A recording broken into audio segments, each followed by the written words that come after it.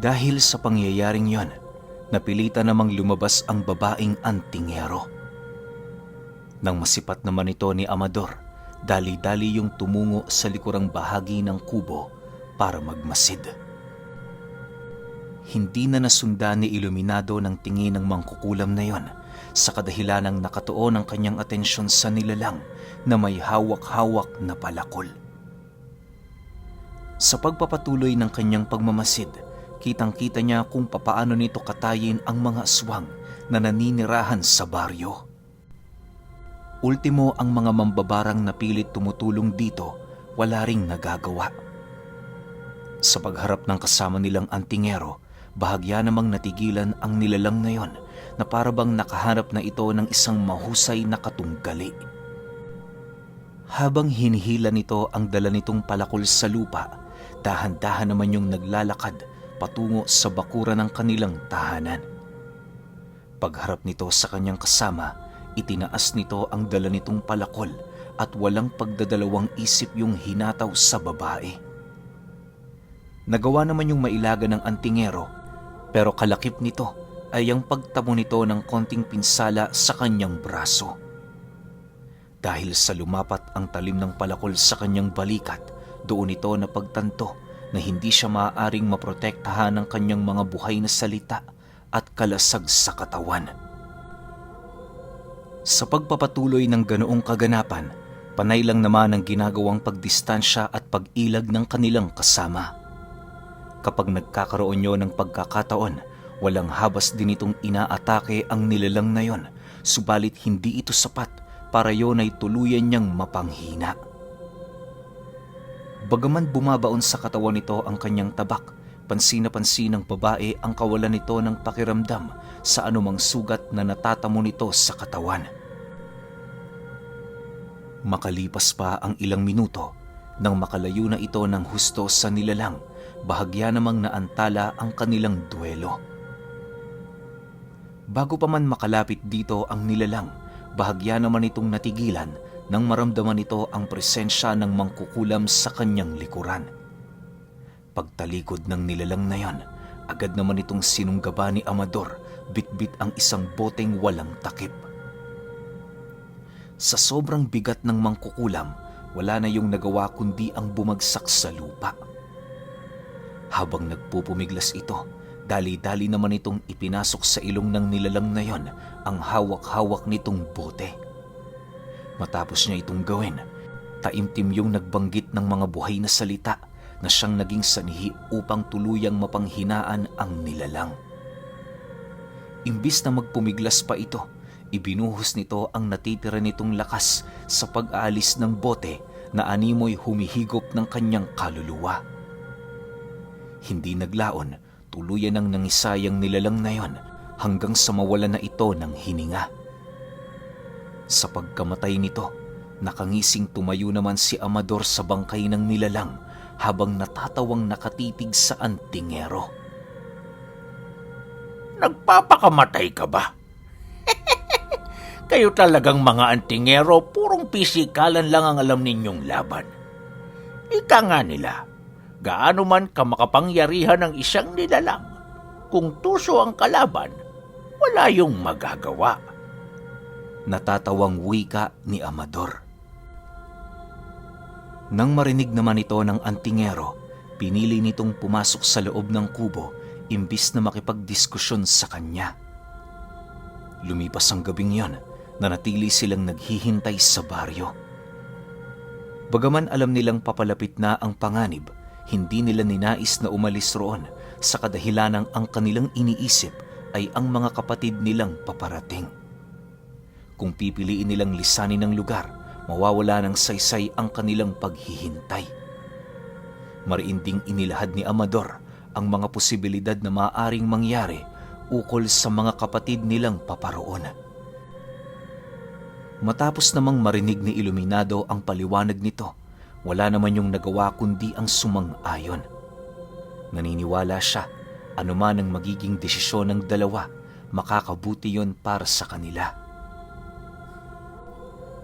Sa pagpatak ng gabi ng ikatlong araw, habang naghahapunan silang tatlo, doon nila naramdaman ang presensya ng mga kapatid nilang antingero.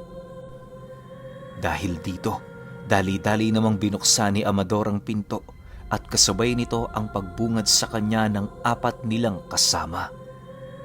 Bawat isa sa mga ito, maraming bitbit na gamit na animoy merong dadaluhang malaking digmaan. Sa pagpasok ng mga ito sa loob, napuno naman ang bahay ng kumustahan. Bilang pagdiriwang sa pagdating ng mga ito, naghanda sila Amador ng maliit na salo-salo. Siyempre, bago nila hayaang makapaglango sa alak ang kanilang mga sarili, minabuti nilang alamin kung meron bang nakaambang panganib sa labas ng baryo. Nang mapagtanto nilang ligtas ang lugar, doon na nila inumpisahan ang kanilang maliit na salo-salo. Habang abala sila sa pag-iinuman, maya't maya naman ang pagdating ng iilang mga nagbabantay na aswang. Hindi naman yun ang gugulo, bagkus ay tinitingnan lamang nito kung nasa kaayusan ba ang lugar nila iluminado. Lumipas pa ang ilang oras nang medyo maramdaman na nila ang pangingibabaw ng alak sa kanilang katawan. Doon na nag-umpisa ang totoong kasiyahan. Tuwing may aswang na bumibisita sa kanila, pinapaupo nila yon sa kanilang harapan para painumin. Dahil sa ginawa noon nila Iluminado, kaya na may ang iilan sa mga nilalang na yon ay bigunang makabalik upang magbantay. Sa pagsapit ng umaga, kasalukuyan na silang naghahanda patungo sa lupain ng silangguin. Yon ang kanilang naging ruta, gawa ng ayon sa mga kasama nila, matatagpuan sa isa sa mga kabundukan nito ang banal na lupa ng mga tasi-tasi. Kung papalarin, makakahanap pa sila roon ng lagusan na siyang magdudugtong patungong isla. Ayon kay Amador, kaya doon sila pupunta ay para maprotektahan ito laban sa kanilang mga kaaway. Naniniwala ang mangkukulam, alam ng pinuno ng mga aswang ang lugar na yon sa kadahilan ng nagkaroon nyo ng kaugnayan ukol sa digmaang sumiklab roon ilang daang taon na ang nakakaraan. Kung totoong ang buhay pa ang pinuno ng mga ito hanggang sa mga sandaling yon, may posibilidad na ipapadaan ito ang kanyang mga kawal doon sa bundok na yon para makuha ang ibon na umusbong sa bulaklak ng liryo. Yon ang kinakailangan nilang bantayan, gawa ng tungkulin nilang ilayo ang panganib sa isla ng mga tasi-tasi. Alang-alang sa kanilang ginagampanang responsibilidad, nakahanda silang ialay ang kanilang mga buhay kung yon ay lubos na kailangan. Sa loob ng ilang araw na paglalakbay, naging maayos naman ang lahat. Hindi naman gaanong nababahala si Iluminado, gawa ng purong mga engkanto lamang ang nagpaparamdam sa kanilang grupo. Isang gabi, habang natutulog siya ng mahimbing, muli na namang sumagi sa kanyang pangitain ang alagang aso ni Pilo Carpio. Habang nagtititigan sila ng asong yon, nakasilay siya sa likod nito ng isang binatilyong naglalakad. Hindi pangkaraniwan ng binatang kanyang nasisilayan sa kadahilan ng nagtatangan yon ng dugo ng gabunan. Paglapit nito sa kanya, bahagya naman yung ngumisi habang nagwiwika ng, "Hindi ba ikaw ang panauhin ng aking tiyuhin? Tumayo ka, kaibigan. Sumama ka sa akin. Ako nga pala si Gonzalo. Ikaw, anong pangalan mo?" Matapos siyang marinig ni Iluminado, bigla naman siyang binalot ng takot sa kanyang buong katawan sa kadahilan ng kakaiba ang presensya ng binata na humipo sa balat niya. Pagtayo niya sa kanyang kinaroroonan, tahimik naman siyang sumunod dito habang nag-iisip. Maya-maya pa, pagpasok nila sa isang silid, bumungad sa kanya si Pilo Carpio na abalang-abala sa pananabako habang nakatitig sa kalangitan. Nang magkatitigan silang dalawa, ngumiti lang naman ito habang inilalahad sa kanya ang mga rason kung bakit siya nadapo sa lugar na yon. Ayon sa matanda, may mga pagkakataong tinatawag siya nito upang ilahad sa kanya ang panganib na maaaring maidulot ng kanilang mga ginagawa. Dagdag pa nito, hindi magandang ideya ang pagtungo nila sa silangguin gawa ng naroon ang iilang mga pugad ng kanilang mga kalaban. Panahon na iho para malaman mo ang pangalan ng angkang kinakalaban nyo. Kaanib sila sa lahi ng mga ibutaw, isang uri ng mga aswang na mababangis at kahaman. Karamihan sa kanila mayaman, malakas ang puwersang pinanghahawakan sa gobyerno. Malaki ang sakop ng kapangyarihan at maraming puwersang nasa ilalim ng pamamahala. Hindi ko alam kung saang lupalop nagtatago ang pinuno nila. Kung sakali mang makita mo siya, ang unang-una mong tatandaan ay ang pangalan niya. Bienvenido, isang batang uhuging minsang inampon ng mga Espanyol. Wika ni Pilo Carpio. Dagdag pa nito na sa kasaysayan ng mga ibutaw, tanging si Bienvenido lamang ang nagawang makainom ng dugo ng mga tasi-tasi. Dahil sa tagumpay na kanyang nakuha, kung kaya't naapektuhan nito ang kanyang pag-uugali, lakas, pag-iisip at lalong-lalo na ang pagtanda ng kanyang katawang lupa. Ayon sa kwento, noong mga panahong sinakop ang bansa ng mga Espanyol, nasa humigit kumulang 2 taon na ang tanda ng nilalang na yon. Nasa batang estado pa siya noon, wala pang gaanong muwang sa mundo. Ilang henerasyon na din ng mga ibutaw ang gumabay dito para lamang lumaki yon ng naaayon sa propesiya ng kanilang lahi. Sa kasamaang palad, walang nakakaalam kung papaano nagtaglay ng dugo ng mga tasi-tasi si Bienvenido. Ang kumakalat na kuro-kuro sa isla ng mga tasi-tasi, pawang walang mga batayan at purong kwento lamang. Matapos naman niyang marinig ang kwento ng mga ibutaw, halos hindi siya makapaniwala gawa ng ramdam niya sa kanyang sarili ang katotohanan sa likod ng istorya ng ermitanyo.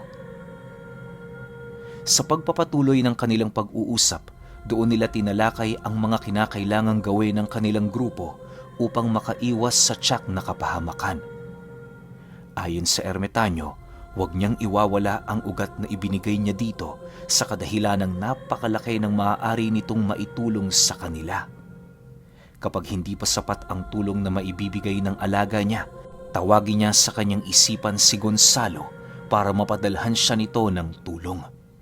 Malaki ang magagawa nito, lalo pat sumusunod sa angka ng kanyang anak ang iilang mga aswang na nasa mabababang uri. Dahil sa sinabi nito, kahit papaano nagkaroon naman ng kapanatagan itong si Iluminado. Sa pagmulat ng kanyang mga mata, nasipat niya ang kanyang mga kaibigan na nagluluto na ng umagahan nila. Magandang umaga, Iluminado. Aba, napakahimbing ng tulog mo. Para kang batang natutulog sa kutsyon sa kabila ng purong damong higaan mo. Tumayo ka na dyan. Kumain na tayo. Bungad na wika sa kanya ni Amador. Nang marinig naman niya ang sinabi nito, agad naman siyang tumayo habang patuloy na pinagmamasdan ang kanyang mga kapatid sa samahan. Sa pagsapit ng 7:00 ng umaga, nagpatuloy ang kanilang paglalakbay patungo sa lugar na nais nilang puntahan. Halos inabot pa sila noon ng ilang araw bago sila nadapo sa lugar ng silangguin. Nang marating na nila ang lupain, hinanap nila sa mga kabundukan ang banal na lupa. Hindi naman yun naging mahirap para sa kanila sa kadahilan ng may dalang mapa ang mangkukulam. Hindi naglaon, nagawa rin nilang marating ito. Sa isa sa mga bundok ng silangguin, matatagpuan ang isang yungib na nababalot sa mga buhangin. Doon sa ilang na yon, may mga punong namumuhay sa kabila ng mga tuyot nitong lupa. Nagkalat sa paligid ang magagandang binhi na animoy nagsisilbi nitong proteksyon laban sa mga masasama. Dahil sa itinuturing na banal ang lupa, kaya na may nagdesisyon ang kanilang pangkat na manatili sa labas nito.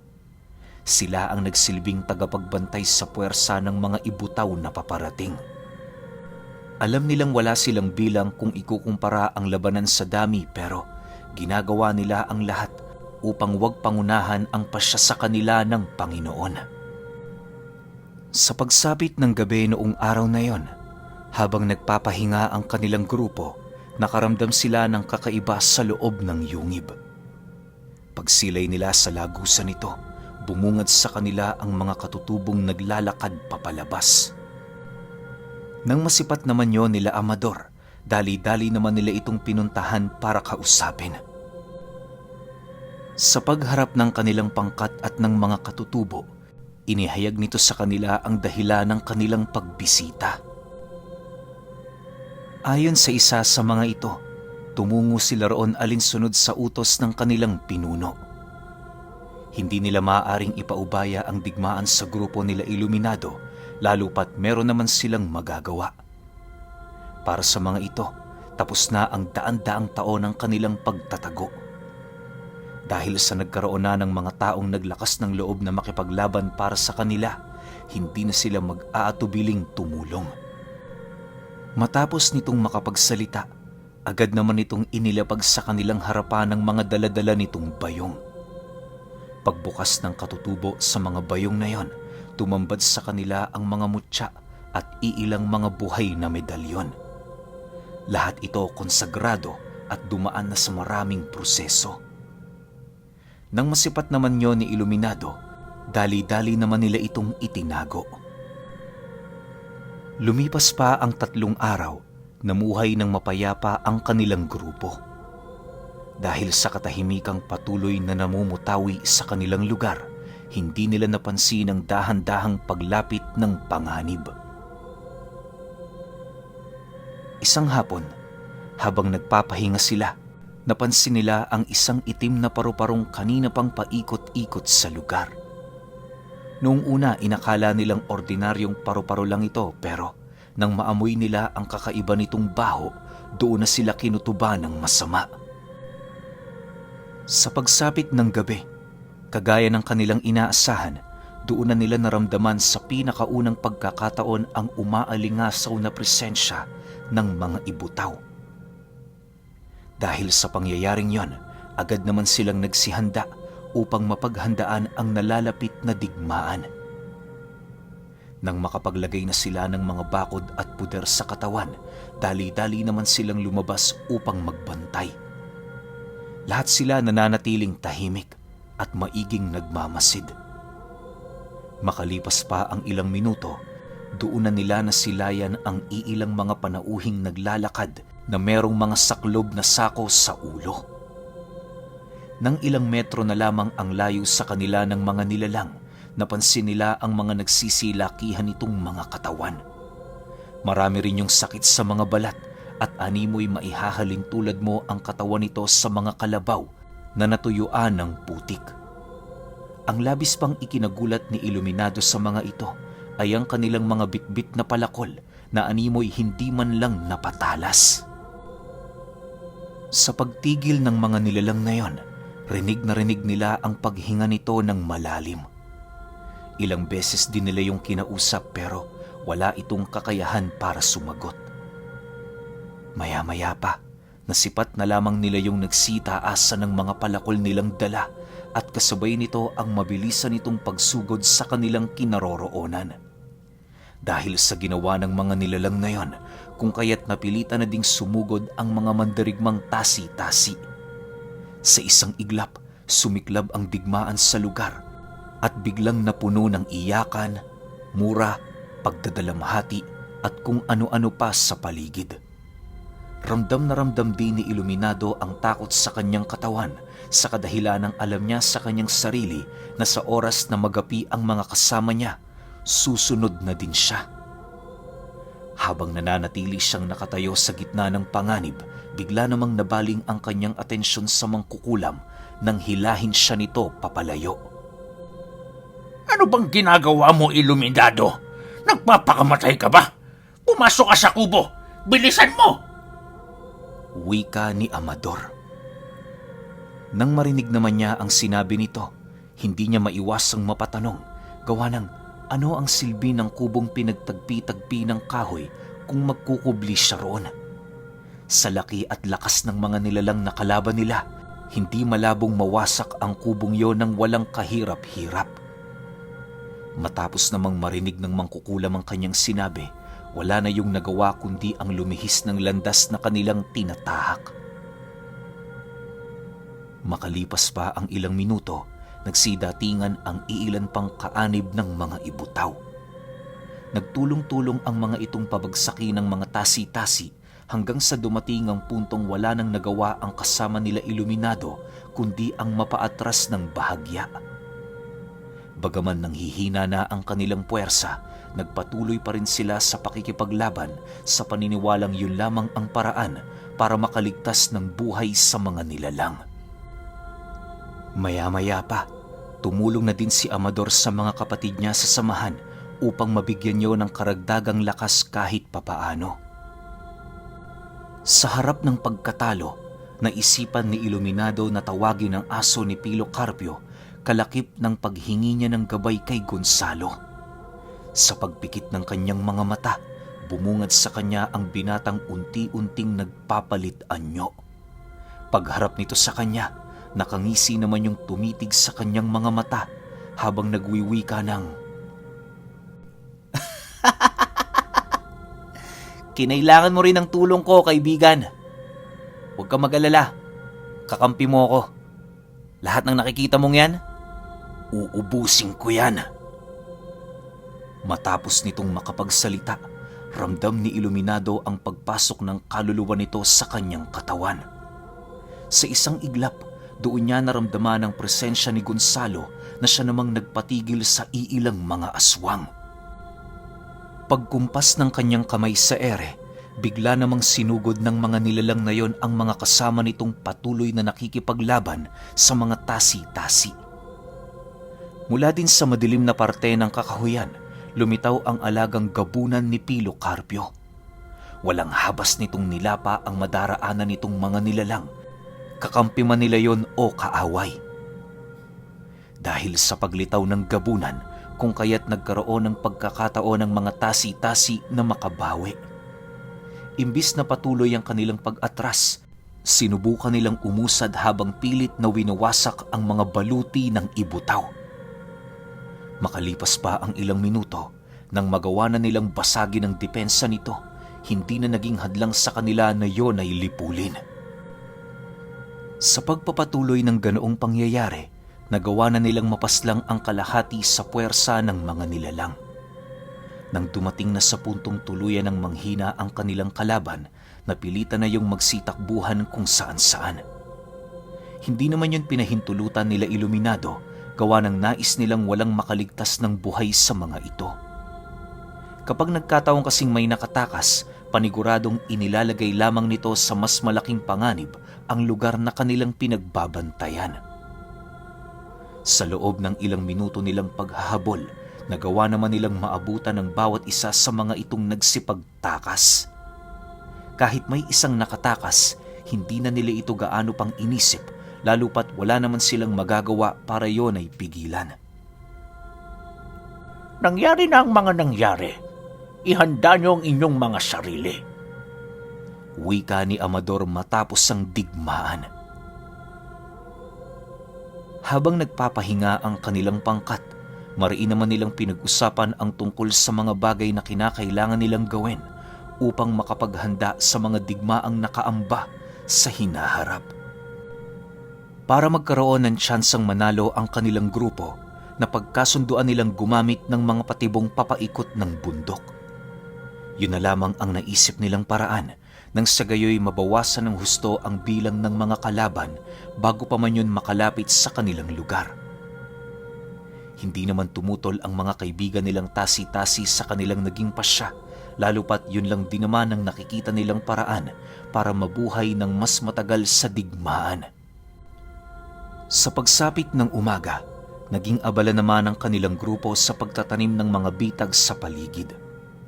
Upang mas mapabilis ang kanilang trabaho, ang iilan sa kanilang mga kapatid na eksperto sa paggawa ng bitag ang nagtanim ng patibong sa malayo. Sa kalagitnaan naman sila Iluminado at ang mga kaibigan nilang antingero ang nagtanim malapit sa kanilang kubo.